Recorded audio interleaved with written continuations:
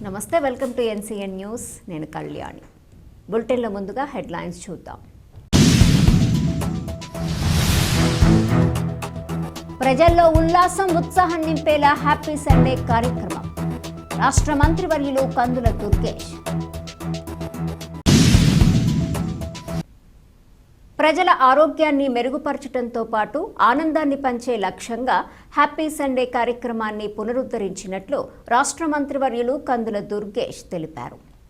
రాజమహేంద్రవరంలోని AKC college రోడ్డులోని Nandamuri Taraka Ramarao park వద్ద నగరపాలక సంస్థ ఆధ్వర్యంలో నిర్వహించిన హ్యాపీ సండే కార్యక్రమం ప్రజలను ఆకట్టుకుంది. ఈ సందర్భంగా యువకులు పాటలు, నృత్యాలతో ఉత్సాహభరిత వాతావరణాన్ని సృష్టించారు. ఈ కార్యక్రమంలో మంత్రి ముఖ్య అతిథిగా పాల్గొని అనంతరం యువతను ఉద్దేశించి ప్రసంగించారు. రాజమహేంద్రవరం నగర పుర ప్రజల ఆనందం, జీవన ప్రమాణాలు పెంపొందించడం, ఒత్తిడిలేని జీవనశైలిని ప్రోత్సహించడమే లక్ష్యంగా రాష్ట్ర ప్రభుత్వం హ్యాపీ సండే కార్యక్రమాన్ని తిరిగి ప్రారంభించినట్లు తెలిపారు. వేగంగా మారుతున్న జీవన విధానంలో ప్రజల్లో సామాజిక అనుబంధం, సానుకూల దృక్పథం పెంపొందించాల్సిన అవసరం ఉందన్నారు. ఈ నేపథ్యంలో ప్రతి నెల 2వ, 4వ ఆదివారాల్లో ఉదయం 6 గంటల నుండి 10 గంటల వరకు హ్యాపీ సండే కార్యక్రమాలను నిర్వహించాలని నిర్ణయించినట్లు వెల్లడించారు.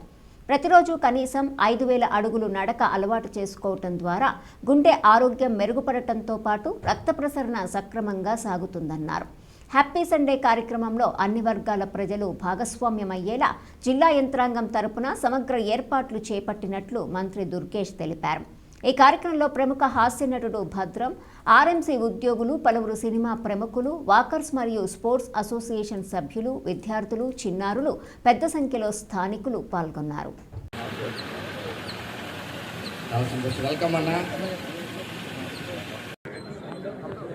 సార్ ఒక లైన్ కింద ఉంది సామైతే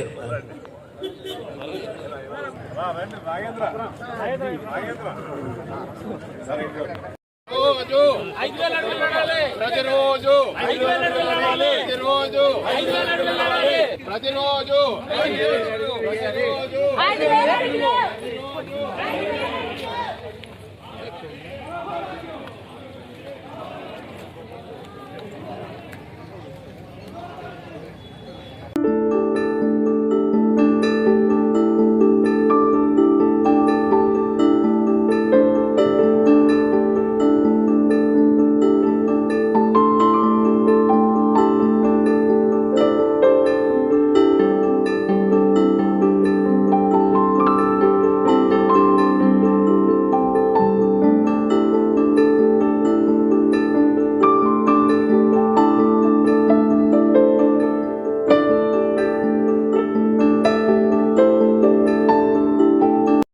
హాజరవాల్పించే విధంగా ఆయన రూపొందించేటువంటి కార్యక్రమాలు ఉంటాయి.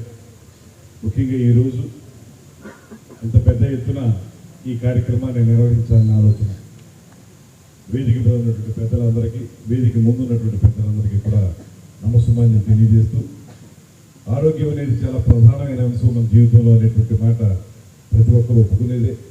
కాకపోతే కారణాంతరాల వల్ల కొంతమంది ఆరోగ్యం పట్ల శ్రద్ధ వహించగలుగుతారు, కొంతమంది నిర్లక్ష్యం చేస్తారు. ఇవాళ ఆ రకమైనటువంటి ఆలోచన కాకుండా కనీసం తక్కువలో తక్కువ 5,000 అడుగులు ప్రతిరోజు ఒక మనిషి వేయాలనేటువంటి మాటతోటి భద్రం గారు పెట్టేటువంటి కార్యక్రమం. ఏదో 5K రన్ లాగో లేకపోతే ఇతరత్ర పెద్ద పెద్ద కార్యక్రమాల్లా కాకుండా మన చేతుల్లో ఉన్నది, మనం చేయగలిగేది, ఖచ్చితంగా ఏ వయసు వారైనా చేయగలిగేటువంటి కార్యక్రమం 5,000 అడుగులు నడవటం.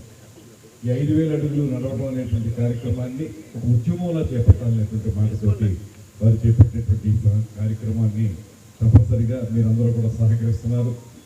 నేను కూడా ఇప్పుడు భద్రంగా చేపట్టినటువంటి కార్యక్రమాన్ని ఒక స్ఫూర్తిగా తీసుకుంటున్నాను. ఖచ్చితంగా ప్రతిరోజు ఒక 5,000 అడుగులు ఎలాగ మేము రాజకీయాలు అభివృద్ధి తిరుగుతున్నప్పుడు వేసే అడుగులు మాత్రం కాకుండా ప్రత్యేకించి ఇలాగ అడుగులు చాలామంది మేమేం చెప్తుంటాం అంటే, మేమంటే ఇలాంటి రంగాల్లో ఉన్నవాళ్ళు ఏం చెప్తారంటే, మేము ఎలాగ మామూలుగా నడుస్తూనే ఉన్నామండి, అందువల్ల పెద్ద అవసరం ఉండదు. అది కాదు, ప్రత్యేకించి ఉదయాన్నే లేచిన వెంటనే ఒక 5,000 అడుగులు నడవటం అనేటువంటిది చాలా ప్రధానమైన అంశం. మన ఆరోగ్యానికి సంపూర్ణ రక్షణ ఇస్తుంది. భద్రం ఆయన మీరు ఈ మధ్యకాలంలో చూస్తుంటారు, చాలా సినిమాల్లో మంచి పాత్రలు పోషిస్తున్నారు ఆయన. అలా చేయటం మాత్రం ఆ కెరీర్ని చూసుకుంటూనే ఇలాగ ప్రజల్లో ఒక రకమైన చైతన్యం తీసుకురావాలని చేసే ప్రయత్నాన్ని మాత్రం మనందరం తప్పనిసరిగా అభినందించాలనేటువంటి మాటను నేను మనవి చేస్తున్నాను. కానీ ఇది స్ఫూర్తిగా తీసుకుని ఎవరైతే నడవటం లేదో, ఎవరైతే ఆరోగ్యం పట్ల శ్రద్ధ వహించటం లేదో వారు చైతన్యం పొందడానికి ఈ కార్యక్రమం ఉపయోగపడుతుంది. అటువంటి చక్కటి కార్యక్రమాన్ని ఏర్పాటు చేసిన భద్రం గారికి, పాల్గొంటున్నటువంటి మీ అందరికీ కూడా ప్రత్యేకమైన అభినందనలు తెలియజేస్తూ, భద్రం గారి పేరు ఒక పాట ఉంటుంది, భద్రం బీ కేర్ఫుల్ బ్రదర్ అని. అలాగే ఇప్పుడు ఆ పాట వేరే సందర్భంలో ఉన్న ఆ పాట ఇక్కడ మాత్రం భద్రం గారు చెప్పేది ఆయన బీ కేర్ఫుల్ బ్రదర్ అని మనం అందరినీ చెబుతున్నాడు. ఆయన కేర్ఫుల్గా ఉందాం, ఆరోగ్యం పట్ల తప్పనిసరిగా ఆరోగ్యాన్ని జాగ్రత్తగా కాపాడుకుందాం అనేటువంటి మాటను మరొకసారి తెలియజేస్తూ, ఈ కార్యక్రమంలో నన్ను కూడా భాగస్వామ్యం చేసినందుకు భద్రం గారికి ధన్యవాదాలు తెలియజేస్తూ సెలవు తీసుకుంటాను.